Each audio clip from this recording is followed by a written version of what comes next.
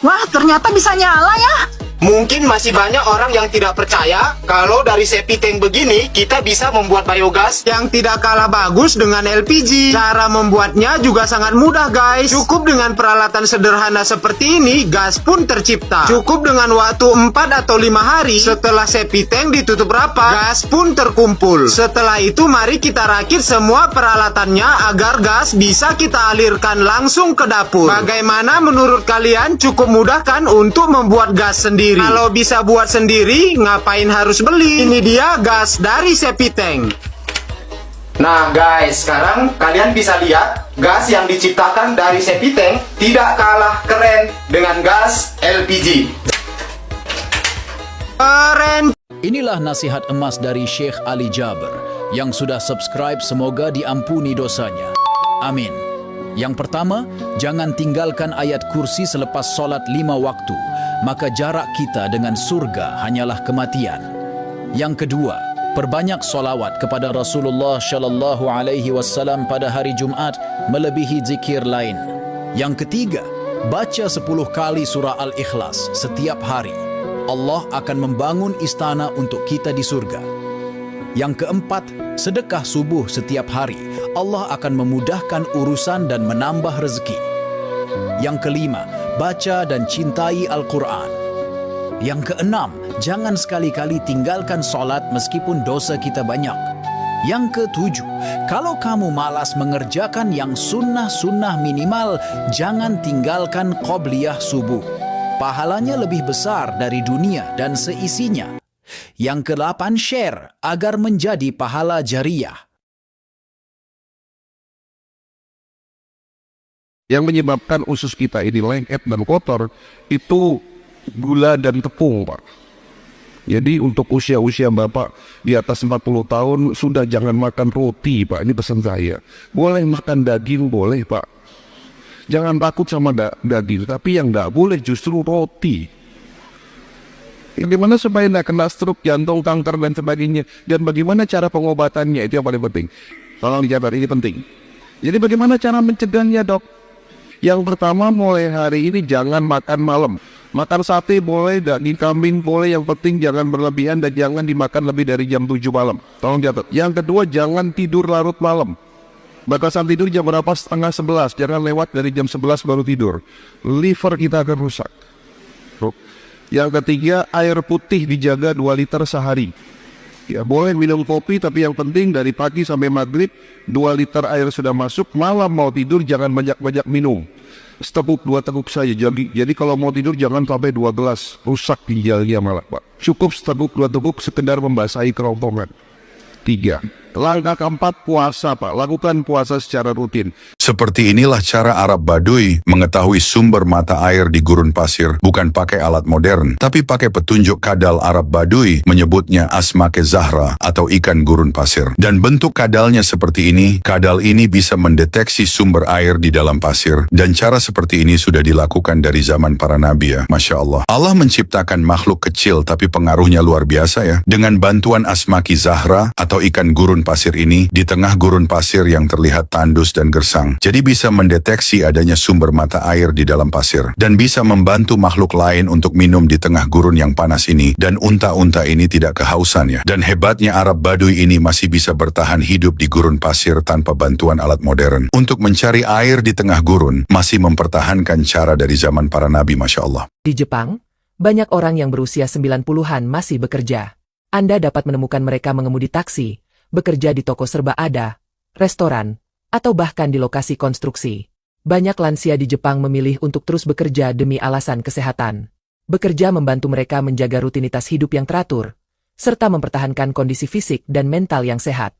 Jepang dikenal sebagai salah satu negara dengan harapan hidup tertinggi di dunia. Menurut Organisasi Kesehatan Dunia WHO, rata-rata harapan hidup di Jepang mencapai 87,2 tahun. Bagi sebagian lansia, bekerja adalah cara untuk mengekspresikan diri, memanfaatkan bakat dan pengalaman mereka, serta menemukan makna dalam hidup. Interaksi sosial di tempat kerja juga menjadi motivasi besar. Saat bekerja, mereka dapat menjalin pertemanan baru, berbincang dengan rekan kerja maupun pelanggan, sehingga hidup terasa lebih bermakna dan tidak kesepian. Survei menunjukkan bahwa lansia di Jepang sangat menghargai manfaat kerja, baik dari segi kesehatan maupun interaksi sosial. Dengan tetap bekerja, mereka dapat menikmati masa tua dengan perasaan memiliki tujuan dan kepuasan hidup. Pendekatan terhadap penuaan ini unik bagi Jepang dan dapat menjadi pelajaran berharga bagi budaya lain.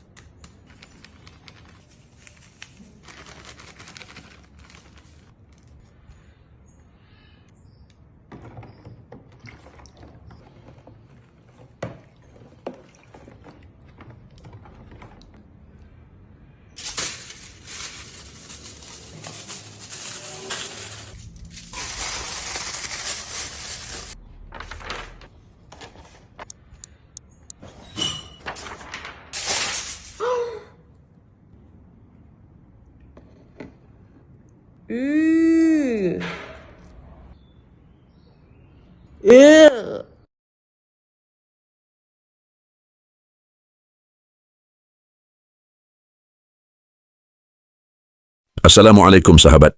Awas keliru, inilah urutan yang paling berhak mendapatkan sedekah dari kita berdasarkan Al-Quran dan hadis. Pertama, sedekah kepada orang tua. Sebagaimana dalam hadis, sedekah yang paling utama adalah sedekah kepada orang tua, hadis riwayat Tirmidzi. Kedua, sedekah kepada saudara atau kerabat terdekat.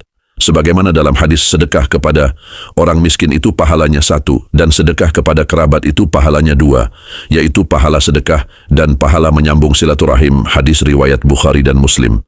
Ketiga, sedekah kepada anak yatim. Jika ada anak yatim di keluargamu, maka dahulukanlah. Keempat, sedekah kepada fakir miskin. Jika ada tetanggamu yang kurang mampu, maka utamakanlah mereka. Kelima, sedekah kepada orang yang berjuang di jalan Allah, seperti orang yang berjihad, penuntut ilmu dan para da'i. Kami membagikan konten Islami setiap harinya. Ikuti kami agar tidak ketinggalan. Share video ini agar menjadi amal jariahmu. Inilah nasihat emas dari Syekh Ali Jaber. Yang sudah subscribe semoga diampuni dosanya. Amin. Yang pertama, jangan tinggalkan ayat kursi selepas solat 5 waktu. Maka jarak kita dengan surga hanyalah kematian. Yang kedua, perbanyak solawat kepada Rasulullah Shallallahu Alaihi Wasallam pada hari Jumat melebihi zikir lain. Yang ketiga, baca 10 kali surah Al-Ikhlas setiap hari. Allah akan membangun istana untuk kita di surga. Yang keempat, sedekah subuh setiap hari. Allah akan memudahkan urusan dan menambah rezeki. Yang kelima, baca dan cintai Al-Quran. Yang keenam, jangan sekali-kali tinggalkan solat meskipun dosa kita banyak.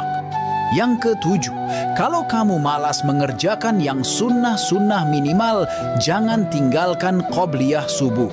pahalanya lebih besar dari dunia dan seisinya. Yang ke-8, share agar menjadi pahala jariah. Tinggalkan vape ya. Bodoh sekali kalau kalian vape. Dan tinggalkannya itu jangan pelan-pelan. Karena kenapa? Secara edukasi kesehatan, vape itu berujung membuat kamu itu menderita kanker. Karena vape itu lebih jahat daripada rokok. Di dalamnya ada zat-zat metal yang akan merusak kesehatanmu dengan fatal. Kamu jangan lucu dan pikir itu cuma strawberry, grape gitu ya. Kamu jangan berpikir, oh itu hanya selingan dengan flavor. Kalian tahu, ujung-ujungnya orang yang vape itu nggak akan merasa cukup. Dan itu adalah jebakan untuk bisa konsumsi yang lebih jauh lagi. Dan ujung-ujungnya adalah drugs. Karena memang tujuannya dibuat untuk itu. Kalau kalian adalah anak muda yang mengedukasi diri untuk masa depan yang penuh harapan, jangan rusak dengan hal-hal yang tidak berguna, tinggalkan. Nah, ini satu perubahan yang drastis. Ini satu perubahan yang nggak bisa pelan-pelan. Buang dan tinggalkan. Buat orang yang ngerokok berpuluh-puluh tahun, itu bisa berubah loh. Dalam satu kemauan dan satu niat, aku tinggalkan, buang. Seorang dokter di Jepang yang takjub akan keajaiban Al-Quran. Di sebuah laboratorium di Jepang, seorang dokter menghabiskan bertahun-tahun meneliti protein langka bernama methalonids. Protein ini sangat bermanfaat bagi tubuh, tetapi diproduksi dalam jumlah yang sangat sedikit. Dengan tekad kuat, ia mencari sumber alami yang mengandung protein ini. Setelah penelitian panjang, ia menemukan bahwa hanya buah tin dan zaitun yang mengandung paling banyak protein methalonids daripada buah yang lain. Namun ketika ia mengonsumsi salah satunya saja, hasilnya kurang maksimal. Ia terus bereksperimen hingga menemukan kombinasi sempurna. 1 buah tin dan 6 buah zaitun. Efeknya luar biasa, penyakit sembuh, tubuh menjadi lebih sehat. Dalam kebingungannya, ia menceritakan penemuan ini kepada seorang ahli biologi yang merupakan kolega dari Arab Saudi. Sang ilmuwan penasaran, meneliti Al-Quran, dan menemukan sesuatu yang mengejutkan. Dalam kitab suci itu, buah tin disebutkan 1 kali dan buah zaitun 6 kali. Takjub, ia segera mengabarkan hal ini kepada sang dokter. Mendengar fakta ini, dokter itu tertegun. Bagaimana kitab yang berusia lebih dari 1400 tahun bisa menyimpan rahasia ilmiah yang baru aku temukan sekarang, pikirnya.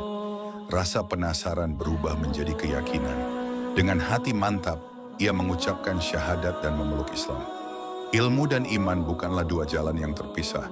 Kadang ilmu justru menuntun kita menuju iman yang sesungguhnya. Allahu Akbar, Allahu Akbar, La ilaha illallah, Wallahu Akbar, Allahu Akbar, walillahil hamd.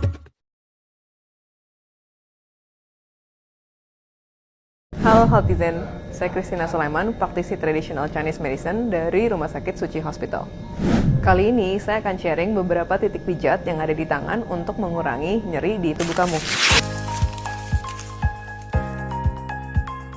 Titik pertama adalah titik heku. Titik heku sangat bagus untuk orang yang mempunyai sakit kepala. Titik heku adanya di antara jari telunjuk dan jempol.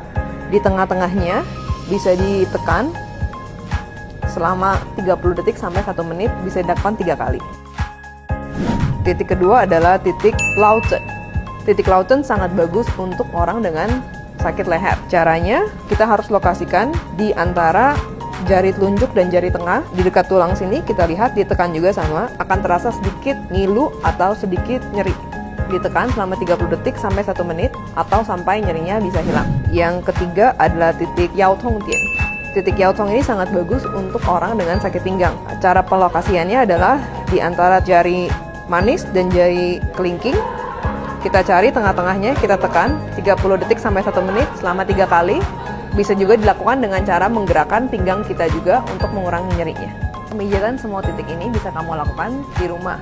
Kalau seandainya masih ada sakit, silakan datang ke rumah sakit terdekat ya.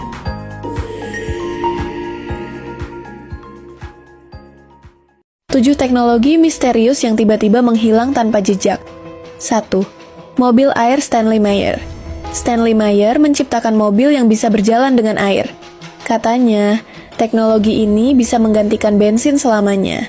Tapi anehnya, Meyer meninggal secara misterius dan semua penelitiannya lenyap. Kebetulan, atau ada yang tak ingin teknologi ini berkembang. 2. Mesin energi tak terbatas Nikola Tesla. Nikola Tesla merancang mesin yang bisa menghasilkan listrik tanpa henti. Tapi setelah ia meninggal, semua dokumen dan eksperimen ini raib. Konspirasi mengatakan ada yang ingin dunia tetap bergantung pada listrik berbayar. 3. Starlight, bahan yang tahan api. Maurice Ward menciptakan Starlight, bahan yang bisa menahan panas ribuan derajat. Tapi, setelah ia meninggal, formula ini ikut terkubur bersamanya. Apakah ini kebetulan atau ada yang menyembunyikannya? 4. Teleportasi kuantum DARPA. Beberapa laporan mengklaim bahwa DARPA pernah bereksperimen dengan teleportasi. Tapi entah kenapa, semua informasi tentang proyek ini menghilang. Apa mungkin kita sebenarnya sudah menemukan teleportasi, tapi disembunyikan? 5. Komputer kuantum yang dikembangkan D-Wave. D-Wave sempat dikabarkan mengembangkan komputer kuantum yang melampaui batas teknologi kita. Namun, tiba-tiba proyek ini menghilang dari pemberitaan. Apakah ada kekuatan besar yang tak ingin kita tahu? 6. Teknologi anti-gravity Nazi. Kisah mengatakan, Nazi pernah mengembangkan teknologi anti-gravitasi dalam proyek rahasia mereka. Namun setelah Perang Dunia Kedua, semua dokumen terkait proyek ini lenyap begitu saja. Apakah teknologi ini disembunyikan atau benar-benar dihancurkan? 7. Handphone yang bisa bertahan selamanya. Beberapa perusahaan pernah mengembangkan handphone dengan daya tahan luar biasa. Bahkan baterainya bisa bertahan bertahun-tahun. Tapi produk ini tiba-tiba menghilang dari pasar. Mungkinkah bisnis ingin kita terus mengganti gadget? Lagi di Semarang, ini aku mau nanya, tahu gimbal Pak Edi asli ya, ini untuk orang Semarang, tolong aku dijawab. Terus ada lagi tahu gimbal sebelahnya Pak Edi. Terus mari ngono iki Pak Edi mana? Terus sebelahnya tuh Pak Edi lagi. Nah, tahu gimbal Pak Edi es dawet. Tahu gimbal Pak Edi. Terus ini tahu gimbal Haji Edi. Terus mari ngono iki Pak Edi mana ya Allah. Nek gak Pak Edi ku apa? Ada yang bisa jawab gak tahu gimbal Pak Edi? Kenapa harus semuanya Pak Edi? Pak Edi lagi ya? Pak Edi. Terus lihat ini, lihat. Terus Pak Slamet iku. Nah ini nih, tahu gimbal Pak Edi lagi. Ini Pak Edi lagi. Si gak kapok-kapok. Pak Edi mana? Kalau nggak Pak Edi itu kenapa? Nah itu ada lagi Pak Edi. Semarang, coba dijawab. Ini Pak Edi lagi ya Allah. Kalau nggak Pak Edi kenapa? Kenapa kalau namanya Pak Agus nggak bisa, nggak boleh jualan di sini, atau semuanya KTP-nya Pak Edi, atau semua stand ini punyanya Pak Edi? Coba, aku yang Semarang siapa, bisa nggak dijawab ini? Kedua, kalau bapak dan ibu punya saudara sakit yang dokter bilang tidak akan ada obatnya kecuali dioperasi, apa tuh? Batu empedu atau batu ginjal. Nah obatnya gampang. Ambil kelapa hijau, masukin ke dalam panci, dipanasin sampai mendidih. Nanti kelapanya diambil, dikupas, diminum air kelapanya. Sehari 3 kali, selama 9 hari. Nanti batu empedunya nggak ada, hilang, larut. Nah kalau dioperasi biayanya 180 juta. Kalau punya uang, kalau enggak gimana? Nah pakai ilmu kearifan lokal aja. Nonton kembang api seperti ini nggak usah nunggu tahun baru, ke sini aja. Pantesan ini yang membuat Jogja selalu macet, karena Jogja selalu ada tempat baru. Wisata baru di Jogja lantai 2, di Bukit Patuk Gunung Kidul Jogja. Tempat wisata full estetik ini cocok buat kamu mengabadikan momen indah. Banyak spot foto menarik dengan latar landmark dunia seperti Glory Gate, Menara Pisa, Colosseum, Golden Gate, dan masih banyak lagi. Serasa keliling dunia dalam sehari. Foto di sini gratis, nggak harus bayar. Gratisan tetap estetik walaupun ambil dari jauh. Tapi ada juga spot foto yang berbayar, keuntungan Keuntungannya kita bisa eksplor lebih dalam dan lebih dekat. Namanya piknik, tempat wisata di atas bukit dengan pemandangan kota Jogja. Gunung Merapi, wih keren ya. Nggak rugi kok, dijamin puas dan senang. Cocok buat kamu yang suka bikin konten kece, apalagi dengan tempat luas cocok buat wisata keluarga. Di sini anti kelaparan kok. Tersedia piknik mart, self service yang menyediakan jajanan mie ala Jepang. Kita bisa masak sendiri, tambah asik kan? Eits, tenang, gak hanya mie. Terus, ada apa lagi? Ada Bambino Gelato. Wah, enak banget ya. Terus, ada apa lagi? Jadi pingin ke sana. Kuliner ala Italia, pizza, pasta, burger, terus ada juga croissant. Wah, pasti enak dan murah ya. Sampai lupa kalau lagi diet. Menikmati kuliner with view piknik di Jogja lantai 2, plus menikmati tontonan kembang api. Yuk kesini lur, mumpung lagi viral. Keburu keduluan temen kamu. Ayo gas kesini. Wah, keren ya. Share ke grup ibu-ibu. Tiket masuknya berapaan? Sabar, tenang. Info tiket masuk tak taruh di akhir video ya. Tuh, nih tak taruh di sini ya. Nih, simpan video ini. Fenomena air terjun terbalik di India. Alam yang tak bisa dipahami. Fenomena air terjun terbalik di India adalah salah satu keajaiban alam yang membingungkan dan memukau banyak orang. Terjadi di wilayah Maharashtra, tepatnya di dekat Bukit Western Ghats. Pemandangan ini disebabkan oleh angin muson yang sangat kuat. Ketika angin kencang bertiup melawan arah gravitasi, air dari air terjun yang seharusnya jatuh ke bawah justru terdorong ke atas, menciptakan ilusi spektakuler seolah-olah air melawan hukum alam. Fenomena ini tidak hanya menjadi daya tarik wisata yang luar biasa, tetapi juga memberikan gambaran unik tentang kekuatan alam yang tidak terduga. Dengan suara gemuruh air dan semburan angin yang kuat, pengalaman melihat air terjun terbalik menjadi sesuatu yang tak terlupakan, penuh dengan rasa heran dan kagum terhadap keajaiban bumi.